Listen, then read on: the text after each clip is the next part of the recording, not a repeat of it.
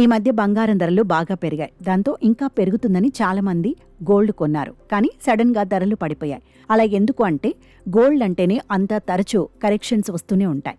ప్రపంచంలో యుద్ధ ఇతరత్ర టెన్షన్లు పెరుగుతూ ఉంటే బంగారం ధర పెరుగుతుంది. ప్రపంచం ప్రశాంతంగా ఉంటే బంగారం ధర తగ్గుతుంది.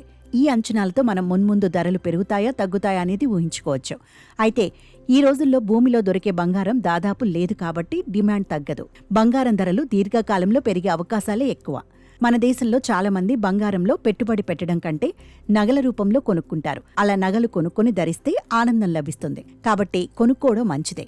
కానీ నగలను ధరించకుండా దాచుకునే ఉద్దేశంతో కొనుక్కుంటే అప్పుడు నగల కంటే డిజిటల్ గోల్డ్ కొనుక్కోవడం బెస్ట్ ఆప్షన్ అని నిపుణులు చెబుతున్నారు. అదైతే రూపాయితో కూడా కొనుక్కోవచ్చు.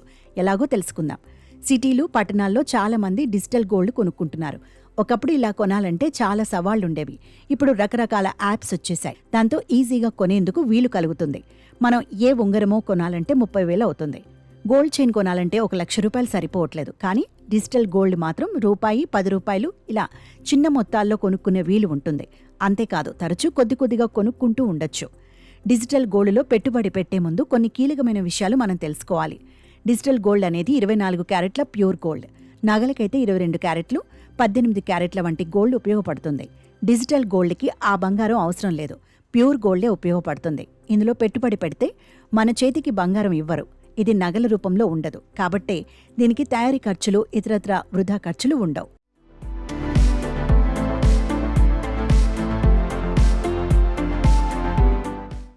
ఈ డిజిటల్ గోల్డ్ని సురక్షితమైన వాల్ట్లలో స్టోర్ చేస్తారు. దీనికి ఇన్సూరెన్స్ కూడా ఉంటుంది. కాబట్టి చోరీ టెన్షన్ ఉండదు. అలాగే డిజిటల్ గోల్డ్ను ఎప్పుడైనా కొనుక్కోవచ్చు. స్టాక్ మార్కెట్తో సంబంధం లేకుండా 24 గంటల్లో ఎనీ టైం కొనుక్కునే వీలుంది. లేదా ఎనీ టైం అమ్ముకునే వీలుంది. ఈ డిజిటల్ గోల్డ్ని ₹1 నుంచి కొనవచ్చు. వందలు, వేలల్లో కొనొచ్చు. 10 లక్షల దాకా పెట్టుబడి పెట్టవచ్చు. మీరు పెట్టిన పెట్టుబడి బంగారం విలువను బట్టి మారుతూ ఉంటుంది. బంగారం ధర పెరిగితే మీ పెట్టుబడి విలువ కూడా పెరుగుతుంది. మీరెప్పుడైనా మీ డబ్బును వెనక్కి తీసుకోవచ్చు. లేదా బంగారం రూపంలో కాయిన్లు, బార్ల వంటివి కూడా తీసుకోవచ్చు. కానీ చాలామంది మనీ రూపంలోనే తీసుకుంటారు. డిజిటల్ బంగారం కొనుక్కునేవారు కొన్ని విషయాల్లో జాగ్రత్తగా ఉండాలి. ఈ బంగారంపై 3% జీఎస్టీ మాత్రమే కాదు, ఇతరత్రా రహస్య ఖర్చులు చాలా ఉంటాయి. ఈ ఖర్చులు బయటకు కనిపించవు. అందువల్ల ఇలాంటివి ఉన్నాయని చాలామందికి తెలియవు.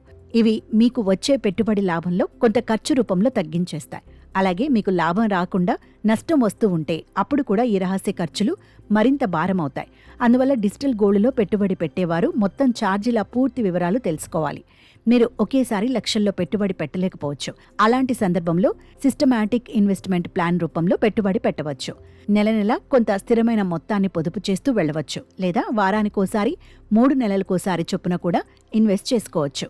స్టాక్ మార్కెట్లో షేర్లు కొనేందుకు డీమ్యాట్ అకౌంట్ అవసరం లేదు. అయితే పెట్టుబడిలో రిస్క్ కూడా ఉంటుంది.